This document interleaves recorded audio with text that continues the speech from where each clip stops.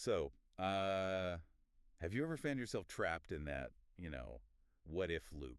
Oh, absolutely. That feeling where your mind just races ahead. Yeah, exactly. Conjuring up every possible bad outcome, and suddenly the future feels, well, overwhelming, unpredictable, like a storm brewing. Mm-hmm.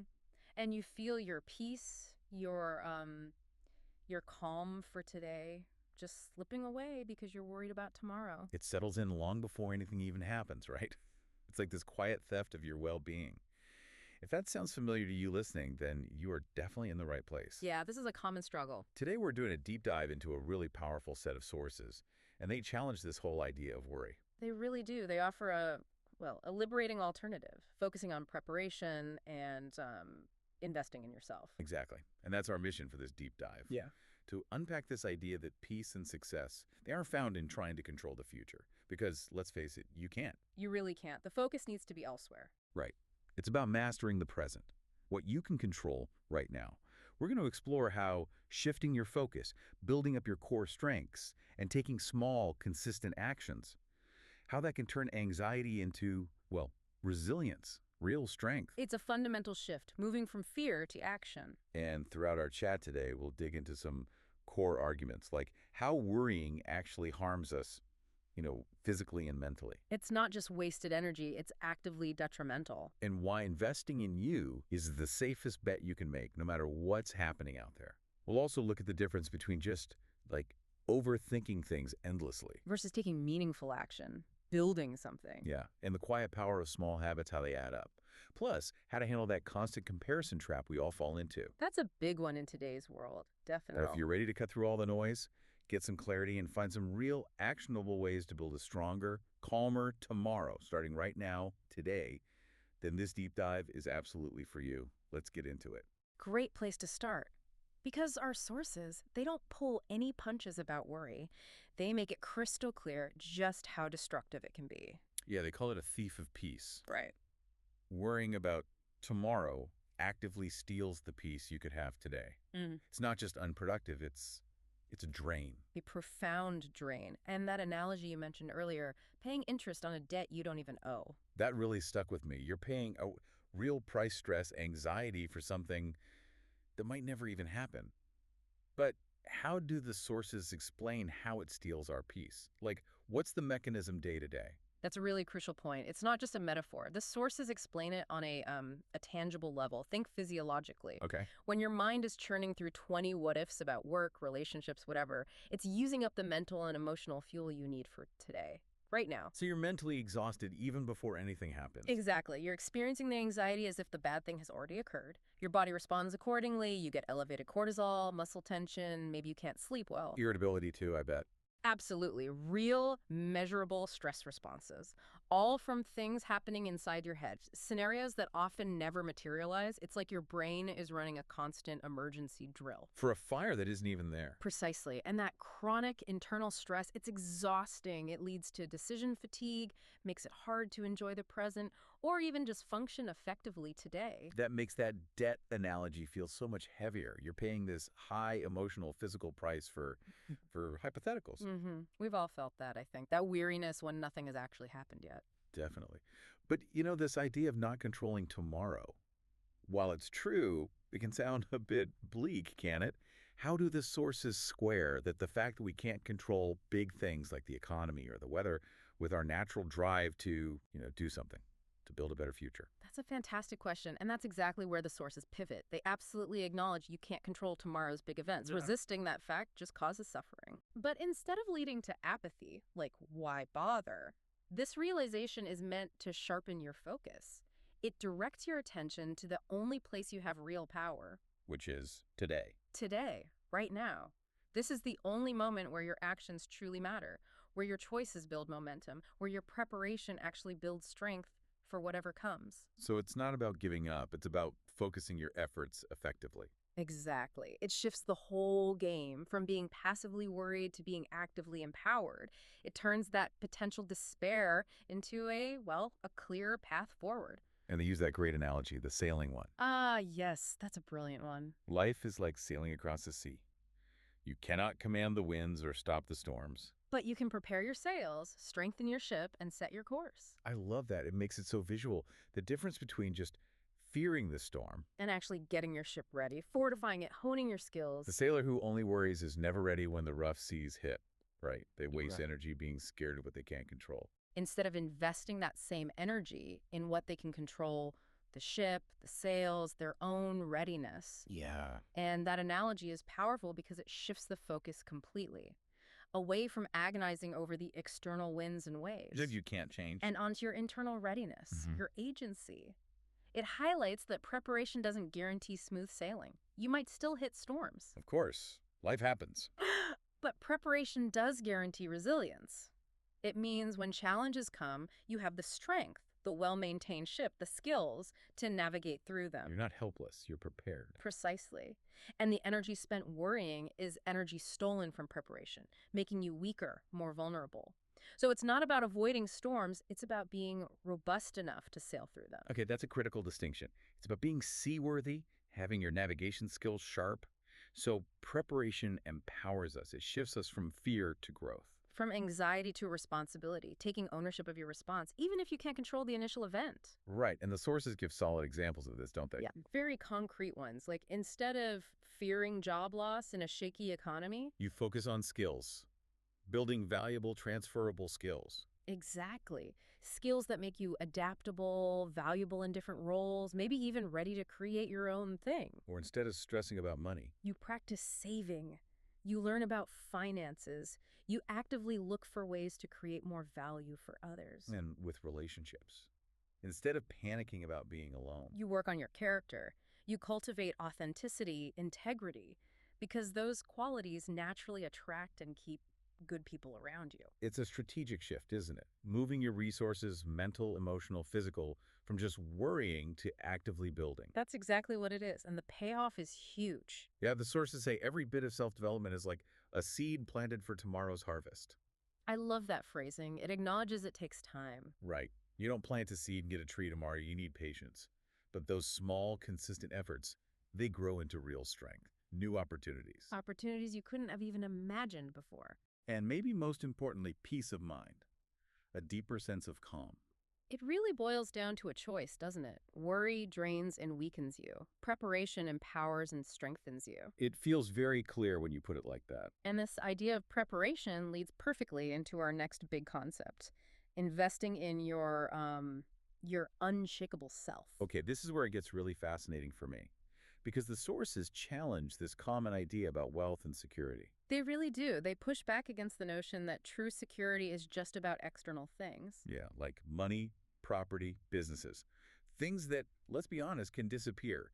Market crashes, businesses fail. We see it all the time. History is full of examples. External assets are vulnerable. So it makes you ask that big question. What is the investment that no one can ever take away from you? What's truly recession-proof, crisis-proof? And the answer, according to these sources, is the investment you make in yourself. Specifically, they talk about these permanent assets. Right, the KDC framework. Knowledge, discipline, and character. Exactly, KDC. And these aren't just, nice ideas or virtues. They're presented as tangible, compounding assets, a kind of inner wealth. Wealth that can't be stolen or devalued by what happens outside. Precisely. It challenges that whole idea of security. True security isn't just about what you have, it's about who you are and what you've cultivated within. Okay, let's break down KDC. First, knowledge. The sources say it's not just about collecting facts, right? It grows when you use it. Yeah, it's dynamic. Knowledge is power, but only when you act on it. Think of a skilled artisan.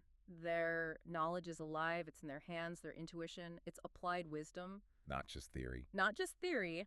And that's where discipline fits in. Discipline is the engine. It turns that knowledge into consistent action, consistent results. It's the bridge between knowing what to do and actually doing it. Exactly. Knowing you should save money is one thing.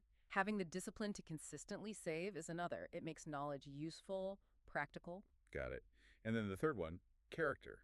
This sounds like the bedrock. It really is. The sources describe it as the foundation holding everything else up. It's who you are when no one is watching. Defined by your values, integrity. Yes. Your core principles, your moral compass. And the incredible thing about character is its resilience. How so? Well, you can lose your money, your job, your status. But a person of strong character, They can't truly be destroyed by those things. Their worth isn't tied to external stuff. It's internal. Unshakable. Unshakable. It's built slowly, brick by brick, through honesty, courage, resilience, humility. And character naturally attracts trust, respect, loyalty. It's like an inner fortress. Wow. So investing deeply in KDC knowledge discipline character is like building wealth that no crisis can touch. It makes you fundamentally resilient. That's the core idea. Financial crashes, personal setbacks, they're painful, yes, but they don't have to shatter your core if your KDC is strong. Can you think of an example, maybe from the sources or history, that really shows this indestructible character in action? Well, the classic example often cited in this context is someone like Viktor Frankl. Ah, man's search for meaning. Exactly. He lost absolutely everything in the concentration camps: family, possessions, freedom. Yet he emerged with profound insights. His knowledge as a psychiatrist, his incredible discipline in observing even in those conditions, and his unshakable character. They couldn't take that from him. They couldn't. He proved that your ultimate freedom is choosing your attitude, your response. That's character at its peak. The sources use other scenarios too. Lose a business.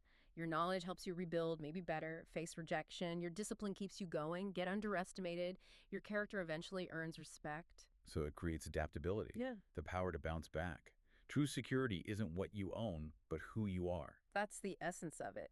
Your real fortune is the one you carry inside you, and it only grows with use and challenge. So what does that daily commitment to KDC look like? It sounds big, but I guess it starts small. Absolutely. It's all about small, consistent actions. The sources suggest things like commit to learning something daily, read a chapter, listen to something insightful, practice a skill. Building knowledge brick by brick. Right. And discipline.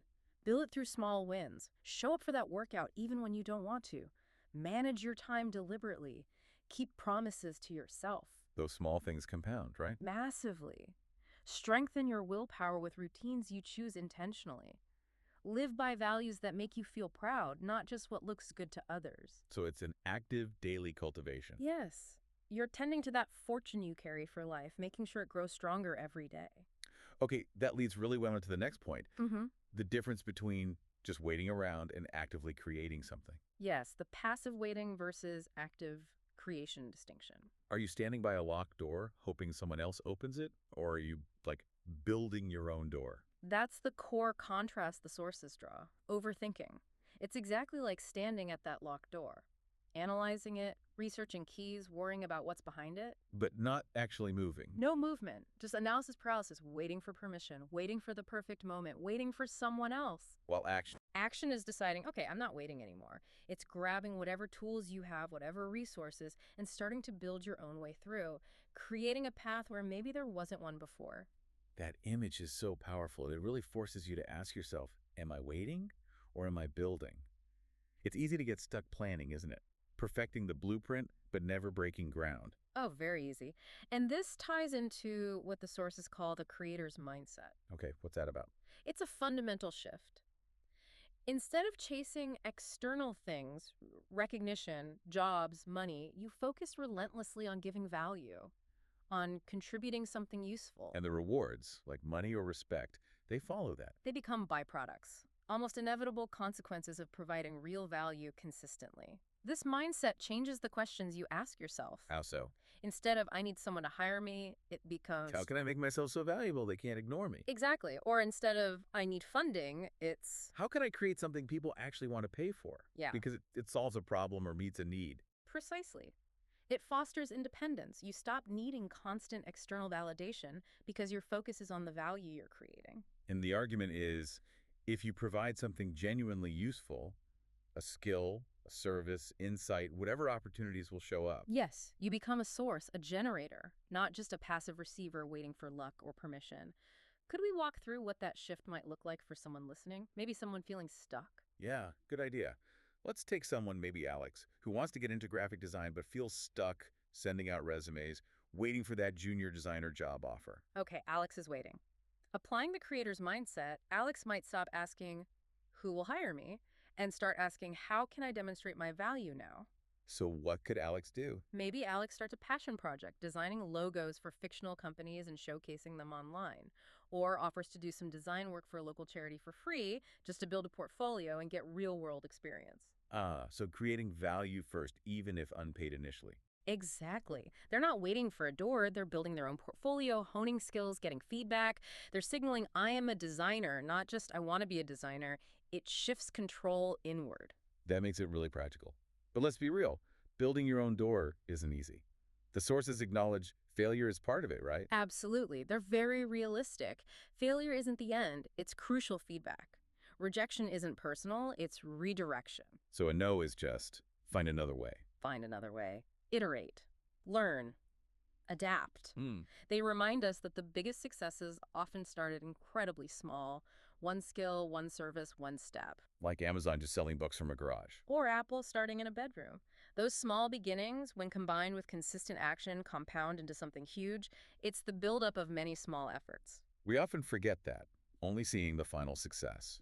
And the sources say the act of doing, of creating, actually attracts more opportunities. Yes. When you start building, you send out a signal. I'm active, I'm creating, I have initiative. People are drawn to that. The world notices builders more than thinkers. It creates momentum. Okay, but this building process, it requires two crucial partners, according to the sources. Ah, yes. Patience and consistency. In our worlds of instant everything, fast food, fast internet, we expect instant results, don't we? One workout equals fit, one book equals wise. Exactly. But real, meaningful success. The sources say it's a slow cooker, not a microwave. You can't rush genuine growth or creation. I love that metaphor, the slow cooker. It captures it perfectly. Because progress, like a seed underground, often happens invisibly at first, right? It's nurturing potential, building roots before it breaks through. And impatience. It kills more dreams than failure ever does. People quit right before the breakthrough because they don't see results now. That's a sobering thought. Yeah. And consistency is patience's partner here. You can't just wait passively. No, you have to act steadily, day in, day out. One workout doesn't make you strong. Consistent workouts do. Saving money once isn't wealth. Continuous saving is. Reading one book isn't wisdom. But reading daily, reflecting, that transforms your thinking over time. Exactly. Overthinking wastes energy on what ifs. Consistent action builds momentum towards what will be. So the message is clear. Stop waiting. Start building. Act with patience, consistency, purpose. And you don't just find doors, you create them. The world responds to committed action, not just ideas. That's really empowering. Building your own door isn't one big push, but steady work. Which brings us to this idea of the quiet power of consistency, how those small daily choices really shape things. They absolutely do. And there's another great analogy for this one. One drop of water feels weak, but a steady stream can carve valleys through solid rock. Wow, that perfectly captures it. The quiet power of consistency. It's not about massive dramatic efforts all the time. No, it's about the relentless, almost unseen buildup of small, repeated actions. Think about the Grand Canyon, not one huge flood, but the river flowing, flowing, flowing for millions of years. And we see it in simple habits. Waking up early, writing one page, saving a small amount, practicing an instrument for just 15 minutes. In the moment, they feel insignificant, don't they? Almost pointless sometimes. Yeah, you don't feel like a hero for meditating for 5 minutes. But years down the line. Years later, those tiny actions have compounded into something huge. A finished book, fluency, financial security, mastery, things others might call luck. But it wasn't luck. It was unseen discipline, built brick by brick, day after day. Which highlights another key distinction the sources make. Motivation versus discipline. Ah, yes.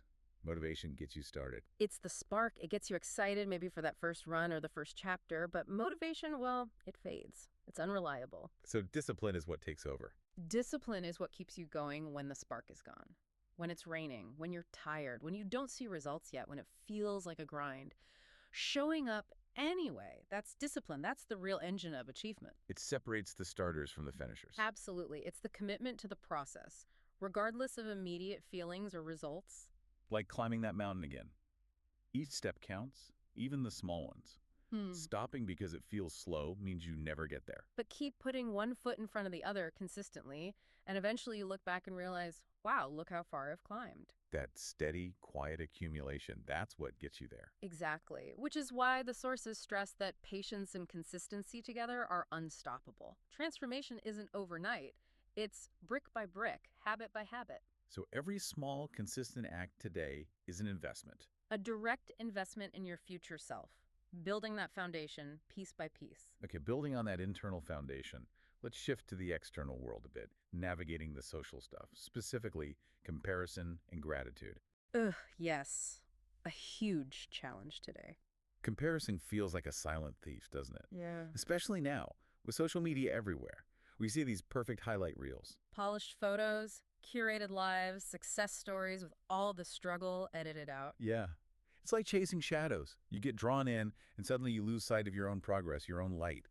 It's so easy to feel inadequate. It really is. You see someone's perfect vacation pics, and suddenly your own nice weekend feels less than. The sources really nail this feeling, don't they? They do, and they warn against it. How do they suggest we fight back against that feeling of not measuring up? They point out the fundamental flaw. You're comparing your raw, behind-the-scenes reality, all your messiness, your doubts, your daily grind, to someone else's carefully edited highlight reel. It's like comparing my rough draft to their published book. Exactly. Or your sweaty practice session to their victory lap. You're seeing their best moment, their polished outcome against your work in progress. It's an unfair fight that always leads to frustration or envy. And we forget all the unseen stuff behind their success. The failures, the doubts, the hard work that didn't make the Instagram post. Precisely. Recognizing that mismatch is the first crucial step. Okay, so recognizing it is step one. But how do we reframe it? How do we stop it from just draining our energy and making us feel bad? What's the mental shift? The key shift, according to the sources, is to turn the comparison inward. The only comparison that's truly fair, truly productive, is with yourself. Who I was yesterday versus who I am today. Exactly. Are you moving forward, even a tiny bit? If yes, you're winning. Success gets redefined. It's not about being ahead of other people. It's about being ahead of who I used to be. Right. That internal focus fosters real growth and self-acceptance. It takes the pressure off needing to match someone else's curated image. I like that. It puts the power back in your hands. And what about when someone has achieved something you admire? How do you handle that feeling, maybe envy? You transform it. Instead of letting envy drain you, see their achievement as proof. Okay, this is possible. Inspiration instead of intimidation. Yes. Study their journey, not just the outcome, but their discipline, their resilience, their habits. Let their success inspire you to fuel your own efforts, rather than making you feel inadequate. That's a much more constructive use of energy. And remember the other metaphor. No two seeds bloom at the same time, but each flower carries its own unique beauty. Your journey is unique. It's not a race against others. It's about self-mastery on your own timeline, the real competition. It's the person looking back at you in the mirror, the daily goal. Just get 1% better. Just 1% better than yesterday. That consistent small improvement is the powerful antidote to the comparison trap. It builds that inner calm, that real confidence. And this is where gratitude fits in, right? Mm-hmm. The sources say comparison fades when you choose gratitude. It really does. Gratitude acts like a powerful counterbalance. It's an active practice, a deliberate choice to shift your focus. How does it work? Just thinking about what you're thankful for. It's about consciously pausing, counting your blessings, even small ones, acknowledging how far you've already come, honoring the struggles you've overcome. When you do that, you often realize You already have enough. You're already strong enough to keep going. Exactly. It's not about denying challenges, but recognizing your existing strengths and resources. Gratitude shifts your focus from what's missing or what they have to what's present, what's possible for me, and what I've already built. It fills that gap that comparison creates. Makes you feel resourceful instead of lacking. Precisely. It reminds you that your journey has its own value, its own timing. So trusting your own process means you can let go of that need to keep up with everyone else. Yes. Success becomes about alignment with your path, not being ahead on someone else's. When you consciously tune out the noise, step away from the highlight reels, and ground yourself in your own growth. You rise above it.